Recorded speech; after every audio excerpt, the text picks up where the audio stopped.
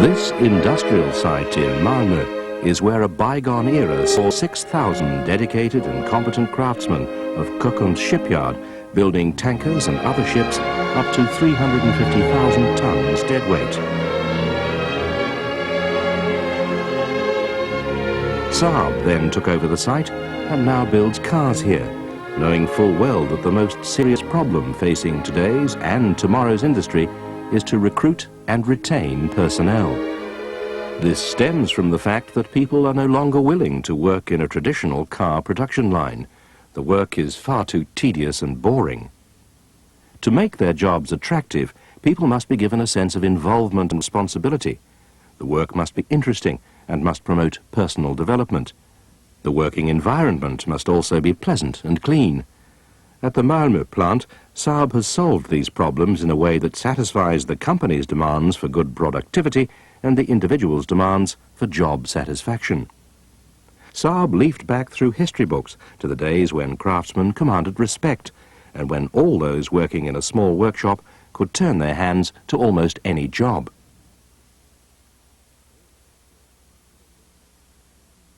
Saab has abandoned the traditional organization structure and adopted a new, flexible organization, the basis of which is the product workshop. Each of the 8 product workshops manufactures one of the functional elements of the car. Chassis Workshop 1 and Chassis Workshop 2, Engine Workshop, Fascia Workshop, Glazing Workshop, Interior Workshop, Door Workshop and Finishing Workshop. In addition, the organization includes a goods receiving workshop. The product workshop consists of a number of production teams of 6 to 10 people, the actual number being adjusted to suit the production volume. The group is headed by a team leader who serves as the interface between the team and its surroundings. The task of the leader is rotated amongst the members of the team. Job rotation is the keynote at Malmo. Each employee is expected to broaden his knowledge so that he can handle all of the tasks within his product workshop. The more he knows, the better his opportunities for job rotation. Workers carry out a much wider variety of tasks than is normal in a conventional industrial structure. The team runs its own production, allows time off to its members, signs on new team members, prepares its own work instructions, purchases materials and so on. These tasks are also rotated amongst the members of the team, depending on the level of competence each member has reached. The job rotation and interaction principles are extended beyond the production team, to the product workshop executives and to the factory management. Moreover, since the organizational structure is simple, communication paths between the operators and those who manage and plan production are short. Every production team has its own personal computer, which is linked to the factory's central computer. This is essential if the team is to operate as a separate profit center. Based on the overall targets for the factory, the team prepares its own targets and bears the responsibility for meeting them. And the target is the same as for any independent workshop: to supply its customer with a certain number of units produced to a certain standard of quality. In this case, the customer is a production team in the next product workshop. The body is always stationary when work is being done on it, be it in parallel assembly or in line assembly.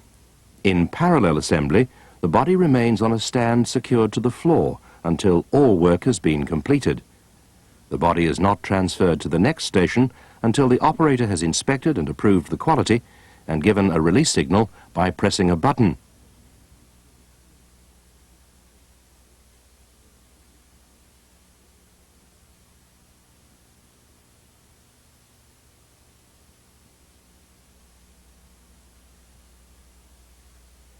The body is collected by an automatically guided vehicle and is transferred to the next product workshop.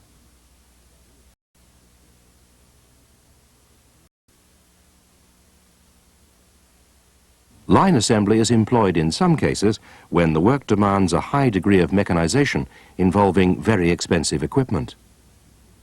The operators in line assembly also determine their own pace of working. The car remains in place until the operator has signalled that the work has been completed and inspected. So the work need not necessarily be done as quickly as possible. The emphasis at Malmo is on doing the job correctly right from the start.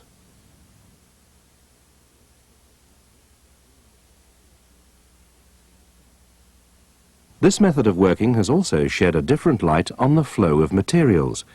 Instead of passing through the central stores, half of the materials are delivered directly to the place of production. This applies, for instance, to engines, axles and other heavy components.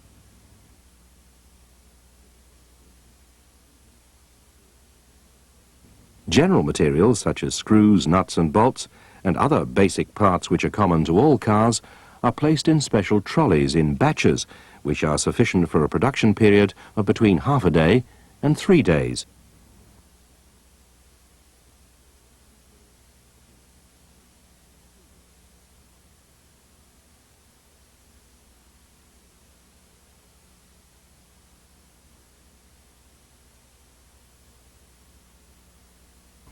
Every product workshop has its own stocks, from which the team member who is responsible for supplies on that particular day picks the various materials needed in his team's production. Components that are specific to each car variant are packed into boxes, and the boxes are placed in the corresponding cars.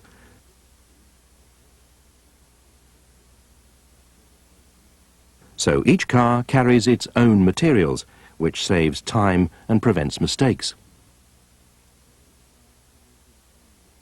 This is a far cry from the traditional approach to materials flow, which was rather like a car being pulled through a parts store.